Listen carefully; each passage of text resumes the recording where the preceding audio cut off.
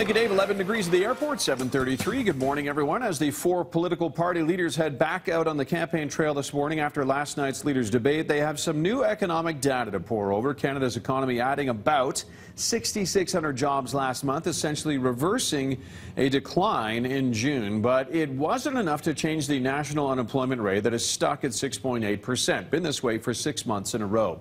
Today's jobless numbers giving a fresh reading on Canada's economy, one of the major issues of last night's leaders' debate. What started out as a photo op full of smiling politicians quickly changed.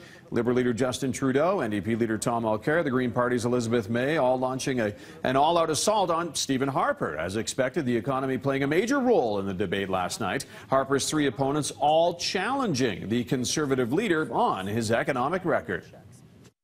But we can't just sit back and think that the current stagnant economy is going to fix itself. Honestly, Mr. Harper's plan simply isn't working. We know that. Incomes are flatlining. Household debt is skyrocketing. We're the only country in the G7 that's in recession right now, and he has no plan to get out of it. And we just found out that wages are falling as well. You may not feel that from 24 Sussex, but I know you feel that at home. This country has had the best performance of major developed economies, and we have some of the best prospects going forward, and that's why we should stay on course.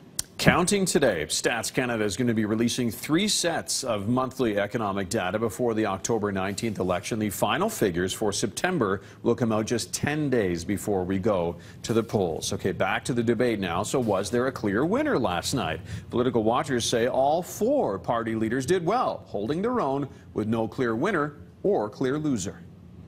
Thomas Mulcair probably had the expectation of coming out and just eviscerating his opponents. He didn't do that. He looked strong on certain issues, looked weaker on other parts, looked a little confused, a little vague at some parts. But Trudeau needed to exceed expectations. He did. Harper needed to stay standing. He did. May needed to kind of get a word in edgewise and make her points, insert herself into the debate. She did that. If you think about who had something to lose here, surely Stephen Harper was the guy. He knew he was going to be under attack, and he was under attack more than any of the other leaders on the stage. And I don't think he came away from it bleeding. I think he came away from it standing, looking fairly solid on most of the sections.